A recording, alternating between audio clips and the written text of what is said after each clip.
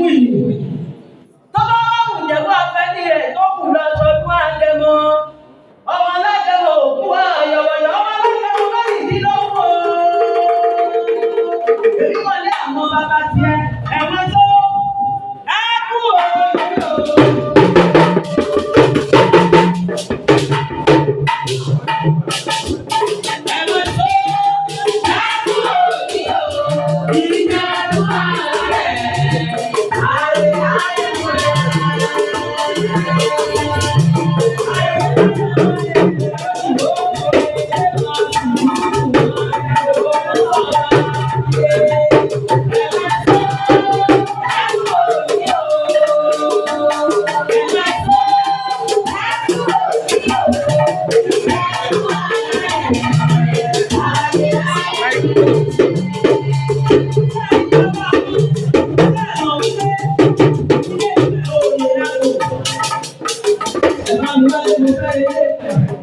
Ibi tí bàbá yín bá ti ṣòwò tó ti kọ́ ní lẹ́kọ̀ọ́.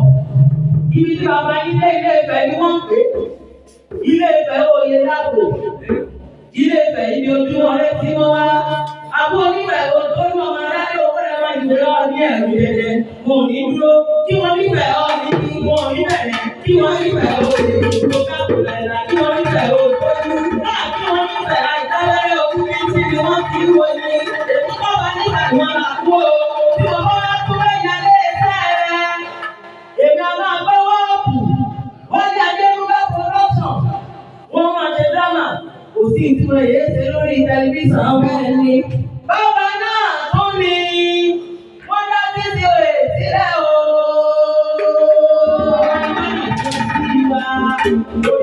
ti ṣe ẹ̀dùn sọ́dún èyí ẹ̀ ṣe tẹ̀lé ìdòwò tọmọ. Ọmọ ìmọ̀ èyí pọ̀jù yẹ àgànàmọ̀gbò èyí pọ̀jù yẹ àlùmọ́wù. Ayọ̀ bá kalẹ̀ ìwé mi kí lè fi jẹ. Gbogbo tí ń fi ó èso fi yóò ti ṣe. Èrò bá lè ṣe.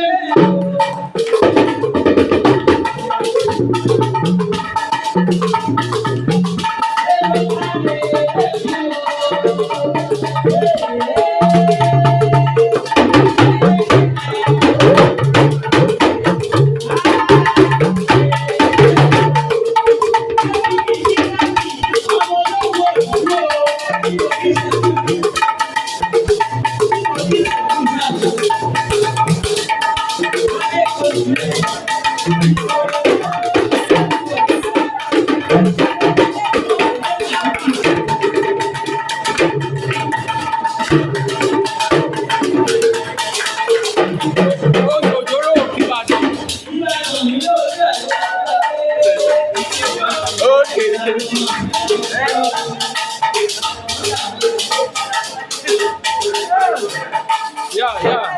Thank you, everyone. Thank you. Thank you. Thank you. Thank you. Thank you. Thank you. Ayobami. Ewebi.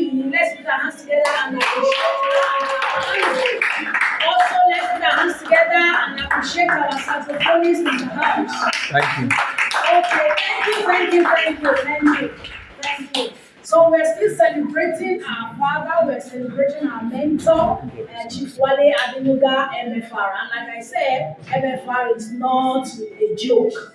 So we have something here which is a presentation, birthday good wishes, and we will deploy that our father come this way so that you can sit down here sir, and watch the presentation.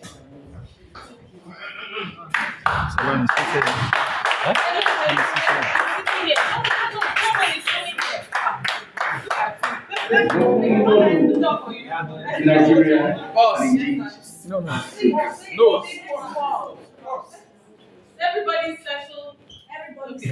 Let's be seated. Where can we sing? Okay.